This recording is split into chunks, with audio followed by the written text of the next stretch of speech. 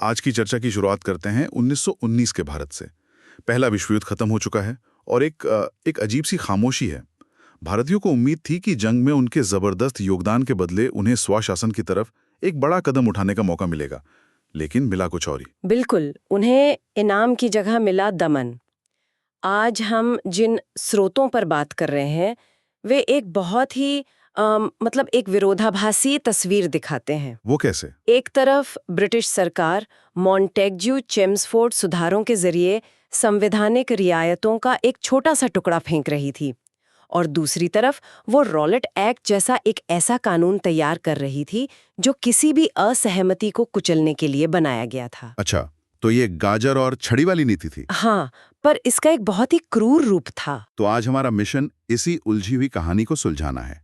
हम ये समझने की कोशिश करेंगे कि कैसे एक काला कानून एक राष्ट्रव्यापी विरोध की चिंगारी बना और कैसे उस विरोध का अंत अमृतसर के एक बाग में हुई उस भयानक त्रासदी से हुआ जिसने भारत के स्वतंत्रता संग्राम का रास्ता हमेशा के लिए बदल दिया। और ये जानना बहुत जरूरी है। तो चलिए इस रॉलेट एक्ट से ही शुरू करते हैं।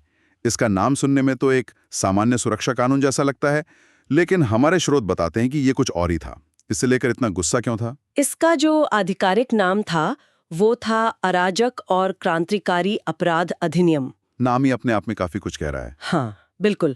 असल में ये सरकार को युद्ध के समय मिली जो आपातकालीन शक्तियां थीं, उन्हें स्थायी बनाने की एक कोशिश थी। और इसके जो प्रावधान थे वो किसी भी सभ्य कानूनी व्यवस्था के बिल्कुल खिलाफ थे। जैसे कि? सोचिए, सरकार को सिर्फ शक के आधार पर बिना किसी वारंट के किसी भी भारतीय को गिरफ्तार करने का अधिकार मिल गया था। सिर्फ शक की बिना पर? हाँ, सिर्फ शक। और गिरफ्तारी के बाद जो होता था वो शायद ज्यादा डरावना था। हमारे स्रोत बताते हैं कि ये न्याय के मूल सिद्धांतों का एक गला घोंट देता था। आपने बिल्कुल सही पकड़ा। ये सिर्फ सजा के बारे में नहीं था, ये डर का एक माहौल बनाने के बारे में था। गिरफ्तार किए गए व्यक्ति पर 3 हाईकोर्ट जजों के एक विशेष पैनल द्वारा, वो भी गुप्त रूप से, मुकदमा चलाया जा सकता था। कोई जूरी नहीं, कोई अपील नहीं, कुछ नहीं। यहाँ तक कि उन्हें बिना किसी मुकदमे के 2 साल तक जेल में रखा जा सकता था। और सबसे अहम बात, इसने हेबियस कॉर्पस यानी बंदी प्रत्यक्षीकरण के सिद्धांत को निलंबित कर दिया।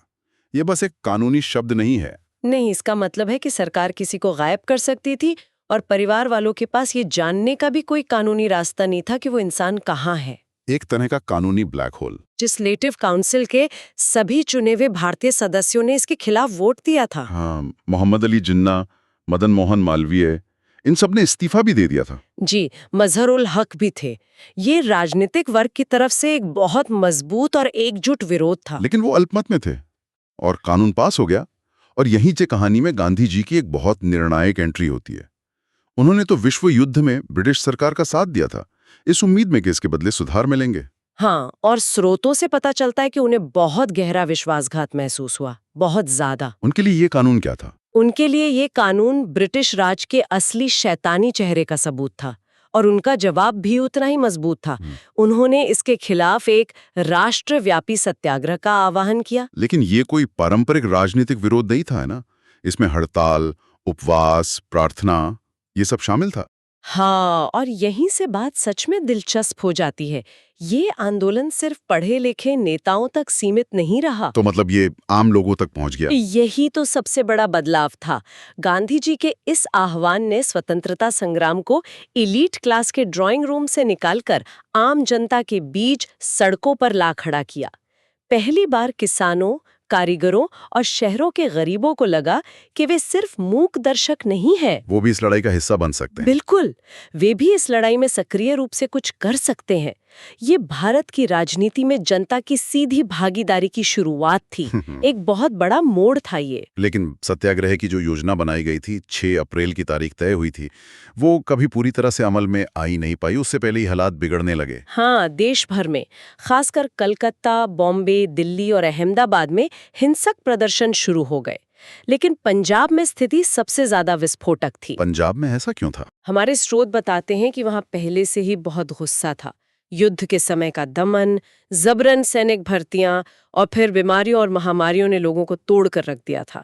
और जो लेफ्टिनेंट गवर्नर थे सर माइकल ओडायर, उनका प्रशासन भी बेहद कठोर था। तो मतलब माहौल पहले से ही तनावपूर्ण था। बहुत ज्यादा। हालात इतने बिगड़े कि प्रदर्शनकारियों पर हवाई जहाजों से हमले तक करवाए गए। हवाई जहाजों से? जी हाँ। तो पंजाब पहले से ही एक बारूद की ढेर पर बैठा था। और अमृतसर में 2 स्थानीय नेताओं डॉक्टर सैफुद्दीन किचलू और डॉक्टर सत्यपाल की गिरफ्तारी ने उस चिंगारी का काम किया। बिल्कुल। 9 अप्रैल को उनकी गिरफ्तारी हुई और 10 अप्रैल को हजारों लोग शांतिपूर्ण तरीके से इसका विरोध करने के लिए सड़कों पर उतर आए, लेकिन पुलिस ने जुलूस पर गोलियां चला दी। और उसमें कुछ प्रदर्शनकारी मारे गए। हाँ, और इसके बाद भीड़ का गुस्सा बेकाबू हो गया। जवाबी हिंसा में 5 अंग्रेज मारे गए और एक अंग्रेज महिला मिशनरी पर भी हमला हुआ। और इसी हिंसा को आधार बनाकर शहर को सेना के हवाले कर दिया गया और ब्रिगेडियर जनरल रेजिनाल्ड डायर की एंट्री होती है। हाँ, डायर को व्यवस्था बहाल करने के लिए भेजा गया था। 13 अप्रैल को, जो कि बैसाखी का दिन था, एक बहुत बड़ा त्योहार। सही बात है, बैसाखी का दिन। डायर ने शहर में घोषणा करवाई कि कोई भी सार्वजनिक सभा या जुलूस गैर कानूनी होगा और 3 से ज्यादा लोग एक साथ इकट्ठा नहीं हो सकते। लेकिन यहाँ एक बहुत ही दुखद पहलू है। जलियांवाला बाग में जो भीड़ इकट्ठा हुई थी, उसमें से ज्यादातर लोग तो आसपास के गांव से आए थे, जो बैसाखी मनाने अमृतसर आए थे। बिल्कुल, और उन्हें इस घोषणा के बारे में पता ही नहीं था। तो वो अनजाने में वहां फंस गए। यही इस त्रासदी को और भी भयानक बना देता है। वो एक ऐसी भीड़ थी जिसमें विरोध करने वाले भी थे और त्योहार मनाने वाले परिवार भी थे। बच्चे, महिलाएं, बूढ़े, सब। और अनुमान क्या है, कितने लोग थे वहां? अनुमान है कि उस बाग में करीब 20,000 निहत्थे लोग मौजूद थे और वो बाग वो चारों तरफ से दीवारों से घिरा था और बाहर निकलने का सिर्फ एक ही मुख्य रास्ता था। और फिर डायर वहां पहुंचता है। स्रोत उसके कार्यों को जिस तरह से बयां करते हैं, वो रोंगटे खड़े कर देने वाला है। उसने उस अकेले रास्ते को अपनी टुकड़ियों से बंद कर दिया और बिना किसी चेतावनी के, कोई चेतावनी नहीं दी। कोई चेतावनी नहीं, उस फंसी हुई निहत्थी भीड़ पर गोलियां चलाने का आदेश दे दिया। और गोलियां चलती रहीं। तब तक गोलियां चलवाईं जब तक कि उसके सैनिकों के पास गोला बारूद लगभग खत्म नहीं हो गया। कुल 1650 राउंड फायर किए गए। और आंकड़े, मौतों का आंकड़ा क्या था? देखिए, सरकारी ब्रिटिश आंकड़ों ने मरने वालों की संख्या 379 बताई, लेकिन जो भारतीय राष्ट्रीय कांग्रेस की अपनी जांच थी, उसमें ये संख्या 1000 के करीब थी। घायलों की संख्या 1500 से भी ज्यादा थी। और ये सिर्फ गोलीबारी पर खत्म नहीं हुआ। इसके बाद जो हुआ वो शायद उतना ही अपमानजनक था। बिल्कुल। शहर में मार्शल लॉ लगा दिया गया और लोगों पर जुल्म किए गए। सार्वजनिक रूप से कोड़े मारना और वो कुख्यात क्रॉलिंग ऑर्डर। हाँ, जिसमें भारतीयों को उस गली में पेट के बल रेंगने पर मजबूर किया गया जहां अंग्रेज मिशनरी पर हमला हुआ था। जी, ये सिर्फ सजा नहीं थी, ये एक पूरी कौम को जलील करने की कोशिश थी। एक सोची समझी रणनीति जिसका मकसद सिर्फ विद्रोह को दबाना नहीं, बल्कि भारतीय मानस को कुचलना था। इस नरसंहार की खबर ने पूरे देश को झकझोर कर रख दिया होगा। प्रतिक्रिया कैसी थी? पूरा देश स्तब्ध था। सबसे प्रसिद्ध प्रतिक्रिया रविंद्रनाथ टैगोर की थी, जिन्होंने विरोध में अपनी नाइटहुड की उपाधि लौटा दी। उन्होंने वायसरॉय को एक खत भी लिखा था, है ना? हाँ, और वो बहुत शक्तिशाली खत है। उन्होंने लिखा, सम्मान के ये प्रतीक हमारे अपमान के इस माहौल में हमारी शर्म को और भी स्पष्ट करते हैं। गांधी जी ने भी अपनी कैसरे हिंद की उपाधि लौटा दी और 18 अप्रैल को सत्याग्रह वापस ले लिया। और उन्होंने घोषणा की कि एक शैतानी शासन के साथ सहयोग असंभव है। बिल्कुल। तो क्या हम कह सकते हैं कि ये एक निर्णायक मोड़ था। इतिहासकार एपीजे टेलर, जिनका जिक्र हमारे स्रोतों में है, कहते हैं कि ये वो निर्णायक क्षण था जब भारतीय ब्रिटिश शासन से पूरी तरह विमुख हो गए। ये कहना बिल्कुल सही होगा। इस घटना ने भगत सिंह जैसे युवाओं के मन पर बहुत गहरी छाप छोड़ी, जो उस समय सिर्फ 11 साल के थे। और उधम सिंह भी। हाँ, और उधम सिंह, जिन्होंने सालों बाद लंदन जाकर माइकल ओडायर की हत्या करके इस नरसंहार का बदला लिया। इसने भारतीय राष्ट्रवाद को हमेशा के लिए बदल दिया।